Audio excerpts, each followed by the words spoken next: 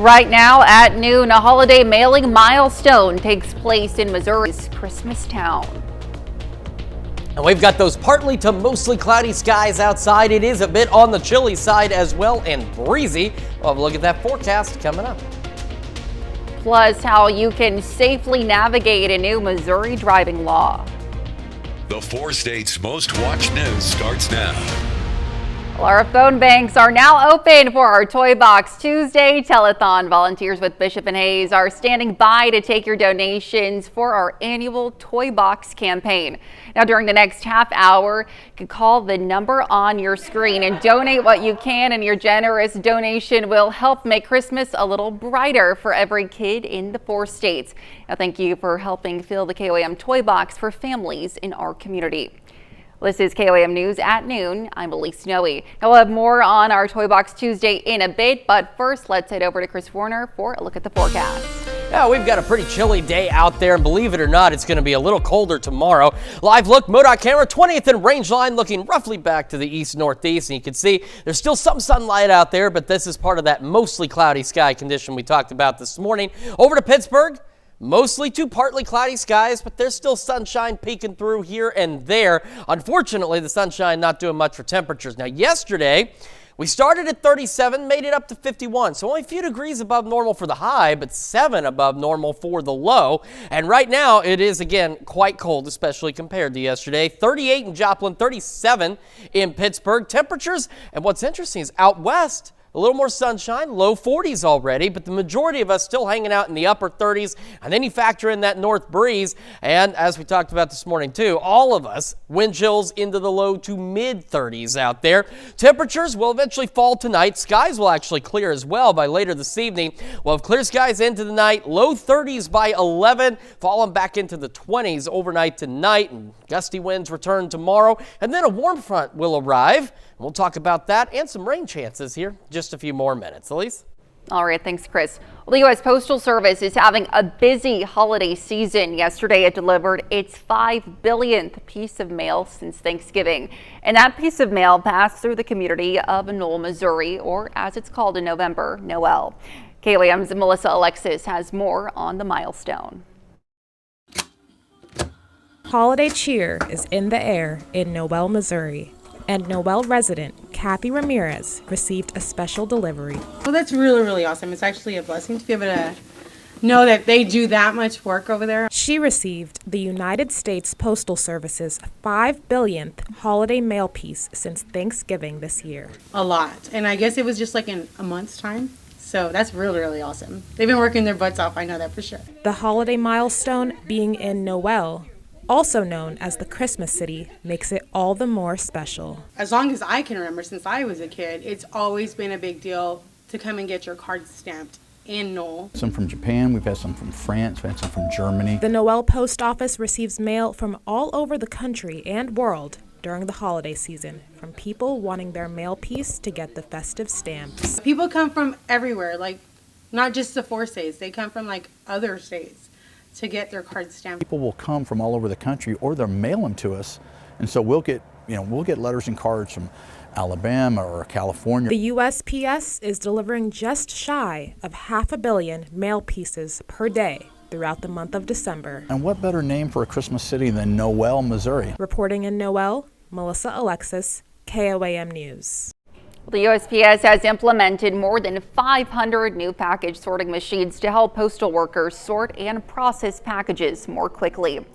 Well, Operation Santa continues through the Postal Service this year. Now, each season, thousands write letters to Santa through this program, and folks can adopt a letter that's written to Santa, buy a gift on that wish list, and ship it to the letter writer. Now, if you want to be a part of this program, you should know December 16th is the deadline to ship a gift. You can find more details about Operation Santa on our website, KOAMnewsnow.com. And again, our Toy Box Tuesday telethon is underway. Let's check in with Samantha Walker, who's over at our phone banks for more. Elise, we have wonderful phone bank operators from Bishop and Hayes and the Salvation Army ready to take your calls. As you can see, they're already busy answering those calls, getting those donations, and we're so grateful. You can call into Toy Box using the number on your screen. Since the KOAM Toy Box campaign started in 1988, it's become one of the area's largest toy drives to benefit local children in need. The holiday season is an especially difficult time for low-income families, and so your donations during this time stay in the county that they're made in, and with your help, we can keep making Christmas brighter for so many families. Like I said, we have these phone bank operators ready for you. Back to you. All right, thanks, Samantha. Well, a quirky idea in one Blue Springs, Missouri neighborhood has turned into a festive way to give to the community. And it all started with one neighbor's idea to place 14-foot tall Santas down the street, 21 in total. Now soon the neighborhood began to notice increased traffic in their area, and they turned their newfound attraction into an opportunity to benefit the Community Services League by asking for blankets, toys, food, and clothes. Well, still ahead, what you need to know about a new driving law in the Show Me State. And later, we're making bread bowl fondue in the Mr. Food Test Kitchen. And our 2024 Toy Box Tuesday telethon is happening right now. Here's another look at our phone bank. Please consider calling the number on your screen to donate today to help local children have a Merry Christmas. And here's another live look at our phone banks for Toy Box Tuesday telethon. Volunteers are taking your donations to buy toys for area kids in need. Now we'll recognize some individual callers a little later, so please be sure to call now. An investigation into a woman's death follows an officer-involved shooting in Missouri this weekend. Authorities in Festus responded to the incident Sunday morning. Officers identified the truck involved and tried to stop the driver, who sped off. The truck then hit a concrete median and flipped. Authorities say the suspect then came out of the truck with several weapons. Police returned gunfire and struck the suspect multiple times. The man was taken to a local hospital. No word on his condition. The police say they found a woman dead inside the truck, and authorities have not released the names of the man or the woman. Well, emergency crews in Newton County, Missouri responded to reports of a single vehicle crash that became much more. A vehicle left the road and struck a tree around 8 yesterday morning while responding to that crash. Now, a Newton County ambulance was also involved in a crash. As those crashes were both being attended, there was another two-vehicle crash. All three crashes took place on Gateway Drive. 4 people involved in the series of crashes were transported to area hospitals, all with non-life-threatening injuries. Well, starting January 1st, a new law will hold Missourians accountable for hand operating their phones while driving. Now, currently, violators receive only a warning, but after December 31st, those caught using their phone by hand behind the wheel will face a $150 fine for a first offense. If the violation results in serious injury, the fine is doubled and offenders could face up to 7 years in prison. We spoke with an expert who offers tips on how to comply with this new law. You know, the number one tip that we'd recommend for drivers, get a phone mount for your vehicle. There are, dozens and dozens of different kinds of mounts to fit every make and model of vehicle, no matter what your interior dash looks like or how old your vehicle is. And they're all relatively cheap. You can find some for around, $10 to $15. But that's going to be your best way to stay connected and compliant. Beria also says drivers can use their phones manually if they're calling in an emergency or crime. Well, Pittsburgh schools will soon join the ranks of others banning the use of cell phones during class. USD 250 school board members fine-tuned the district's new policy yesterday evening. Now, the basic rule, cell phones are not to be seen or used during class time, and that includes in the hallways and in bathrooms. During that time, phones can be on but have to be silent or in airplane mode. Also, wireless headphones or earbuds are no longer allowed. Now, corded headphones can be used with permission but can only be plugged into a computer and not a phone. The new district policy is set to go into effect January 1st. Well, still to come on KOAM News at noon, Mr. Food. We're gearing up for the holiday season with an appetizer that's guaranteed to win you rave reviews, one dip at a time. And it's going to stay cold tonight into tomorrow, and then a warm front will push through as this roller coaster ride continues. The latest when we come back. And our volunteers are still taking your calls for our Toy Box Tuesday telethon. Be sure to call and we'll be right back.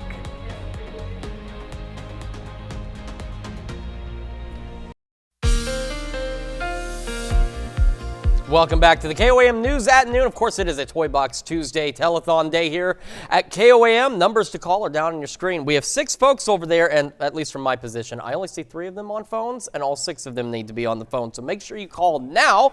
And because it's cold outside, it's an excellent reason to stay inside and call right now, because you don't have to go outside to use your phone unless you're in, I don't know, a cement bunker or something. Here's a look outside, though, and we can even do that for you, all right? If you are in that cement bunker, we'll show you what it looks like. Our camera downtown Pittsburgh, mostly cloudy skies at this point, but you can see shadows on the road. We're still getting some sunshine out there, and that's how the trend is going to be as we head into the afternoon. Partly to mostly cloudy skies, and temperatures, again, most of us still, if not all of us, should at least at some point today reach highs into the low 40s, and then it's going to start to get pretty chilly because you see what happens by 5. Here's those clouds. Here they are exiting the area. Still gusty winds out there. Now, later this evening, these will become a slightly lighter northwest wind at about 5 to 10 miles an hour. We're going to fall back through the 20s, warm back up a bit in the morning, and then not much, though. It's going to be cold, and it's going to be breezy again. Northwest winds tomorrow gusting to 20, but it'll be sunny.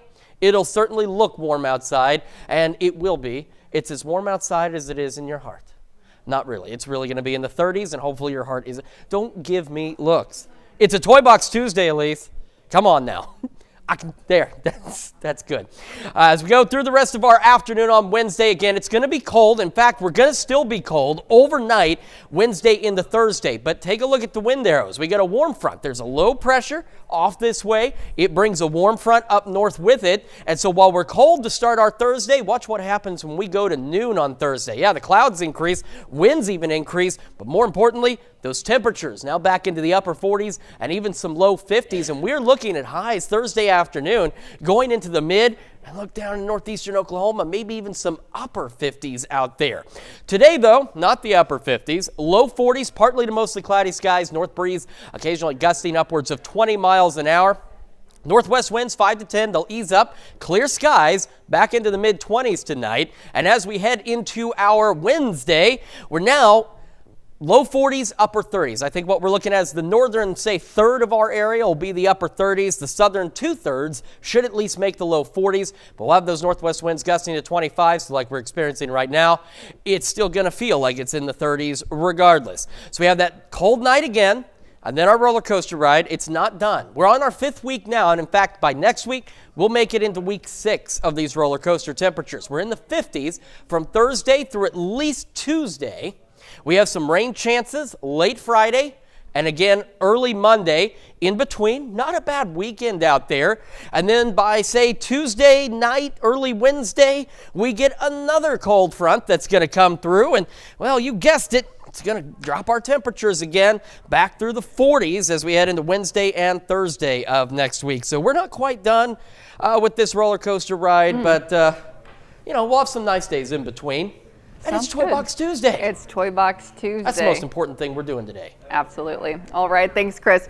Well, stick around. We're making bread bowl fondue in the Mr. Food Test Kitchen. And, of course, our 2024 Toy Box Tuesday telethon is happening right now.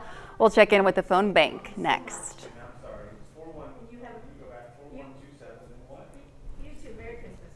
If you're just tuning in, it is, of course, our Toy Box Tuesday telethon, and it's underway right now. Let's check back in with Samantha Walker at our phone bank. Elise, we've had some very generous donors already calling in. You can see some of our phone operators are still taking those calls. We do have some shout outs to give to Donna and Angela out of Joplin. They donate $25. Thank you, guys. And then M&M, the Kellogg's out of Erie, Kansas. They donated $200. And then back in Joplin, Sharon Roche, she made a donation. Thank you, Sharon. And then we do also have a challenge. One generous donor is challenging Lion Club members to go ahead and call into our Toy Box Tuesday, make a donation as well. You know, this is a perfect opportunity to kind of give back to the community. Our volunteer operators with Bishop and Hayes and the Salvation Army are ready to take your calls. We'll keep these lines open, and then you can call us as well during our 5, 6, and 9 on KOAM News Now tonight. Back to you, Elise. All right. Thanks, Samantha. Well, now to Mr. Food. Howard is making bread bowl fondue in the Mr. Food Test Kitchen. When it comes to holiday entertaining, we're always looking for something that really stands out. So rather than making the typical Me Too kind of bread bowl, we came up with a modern day twist on fondue that's sure to be a hit. All we do is combine a good amount of sour cream, shredded cheddar cheese, cream cheese, a splash of Worcestershire sauce, sliced scallions, a few seasonings, and to give this lots of smoky goodness, we toss in some bacon bits. After a quick mix, we spoon this into a loaf of rye bread that we've hollowed out, making sure we leave an inch or so around the sides of the bread so it holds its shape. Now we put the top of the bread back on and wrap it in foil, and we'll pop it in the oven until the filling is piping hot. When you serve this all-in-one fondue in a bread bowl, surrounded with chunks of bread and some veggies for Dunkin', you better stand back or you might get trampled. The recipe for our bread bowl fondue is online now, so you'll be armed with an easy appetizer that's perfect all season long. I'm Howard in the Mr. Food Test Kitchen, where today we found a Dunkin' cheesy way for you to say, ooh, it's so good. You can find this recipe along with a lot more good food from the Mr. Food Test Kitchen online. Just go to our website, that's KOAMnewsnow.com, and be sure to pick up your phone and donate to our Toy Box Tuesday telethon. The number is on your screen. Now let's take a look at the 4-state market prices.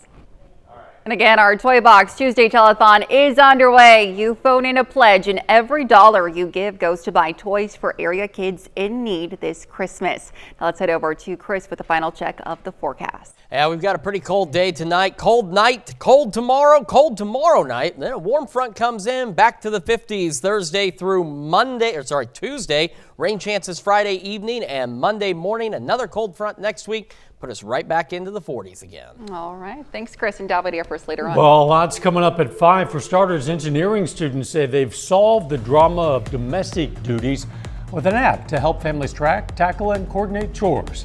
We're going to take a look at that new tool they've created that allows users to input chores and monitor each other's progress. Plus, Toy Box Tuesday continues. We're going to hear from our Webb City family on how Toy Box has impacted them specifically. And the holiday season is a time to deck the halls and for some, deck the cars. But before you put those festive lights on your vehicle, well, we have a few tips and reminders for what's legal and what's not. So you join us for those stories. A lot more, of course, is coming up on KOAM News at 5. Absolutely. Thank you, Dal. And that's the news for now. Thank you for joining us on KOAM News at noon and this Toy Box Tuesday. We'll see you right back here at 5. Until then, have a great rest of your day.